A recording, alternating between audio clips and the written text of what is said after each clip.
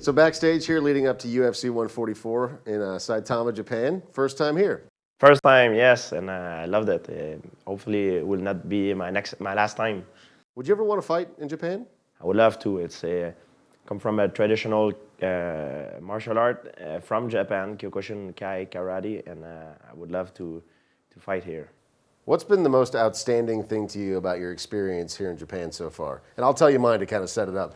The fact that you go out in the street during rush hour and there's no honking at all. It's so quiet. It's true. They have a. It's like a different world. They have a different culture. They're very extreme in a way that they're very respectful and everything. But when they do something, they do it 100%. Yeah. I really like that. What do you expect the atmosphere at the UFC event to be like? Do you think it'll be quiet like it was back in the Pride days, or do you think that it's going to be a more international, traditional UFC crowd? I think it will be more quiet, and but I think the people that will scream will be pretty much foreigners. People Yeah. like I was doing the interview at before the weigh-in, the Q&A. People that were screaming my name, and they were foreigners. They were not the Japanese people. So I think it will be more quiet. It will be a Japanese crowd mostly. How did you have the main event of UFC 143? Do you think Carlos won? Um, I, I've, I think Carlos won. It was a very tight fight. It could have gone either way, but if I would have been a judge, and most of the people that was with me thought Carlos had the edge. Yeah, even though Diaz was pressing more the action, Carlos was more efficient. I noticed on the Ultimate Insider, you said that Carlos is ruining the party. Yes. Because you wanted to fight Nick Diaz. I wanted to fight Nick Diaz first because of everything you have said about me, and he was the #2 contender before the fight. But now that Carlos has won, I think Carlos is the #1 guy for me. Do you think that Carlos should wait for you to heal up 100% and then fight you, or do you think that he should defend the belt? I think it should be up to Carlos' decision to do whatever he wants. If he wants to fight before, it doesn't change anything for me. Every time I go fight, for me, I'm not the champion anymore until I win the fight against the champion. I don't consider myself the champion anymore.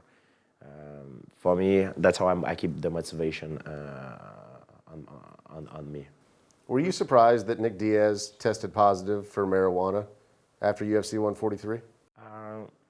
I was not surprised because I heard some story back, before, like that he took marijuana. But for me, marijuana, I don't think it's enhancement of a performance enhancement.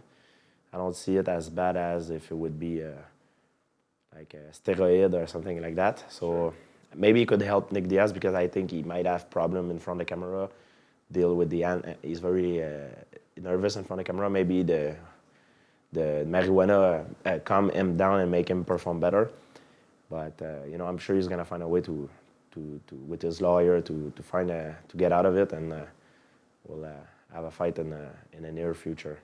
So somebody like Nick Diaz who has that social anxiety in front of the camera, do you think that marijuana should be allowed for professional athletes? Well, I tell you the truth, I don't care if the guy he take marijuana or whatever he take. I know there is a guy that takes stuff, that I've fought before, and I never said anything, and I'm still doing it regardless. But it is what it is. He got caught. I think depending on what is going to happen with the athletic commission, he's going to have to pay or not, depending on his lawyer, how he end up with his case, and we'll see what's going to happen.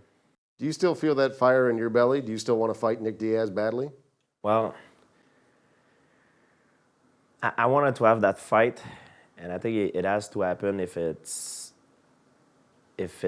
have to fight Condit first or not. I think it has to happen for the fans and also for me and for him. He think he's better than me. I think I'm better than him. So let's find out.